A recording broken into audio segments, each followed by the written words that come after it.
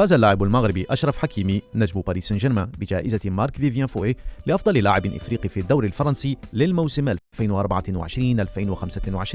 وهي الجائزة التي تمنحها إذاعة فرنسا الدولية وقناة فرانس 24.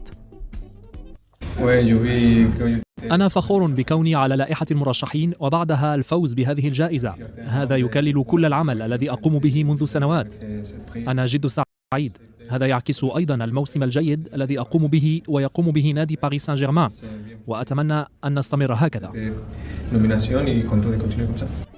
انضم حكيمي إلى باريس سان جيرمان في 2021 قادما من إنتر ميلان، ومنذ تولي لويس إنريكي تدريب الفريق تطورت مهاراته بشكل ملحوظ، حيث ساعده المدرب على تحسين أدائه الدفاعي والهجومي.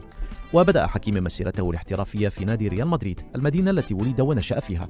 وعلى الصعيد الدولي اختار تمثيل المغرب رغم عروض المنتخب الإسباني، وبدأ مسيرته الدولية مع أسود الأطلس في 2016، وأصبح أحد أعمدة الفريق حيث شارك في 83 مباراة.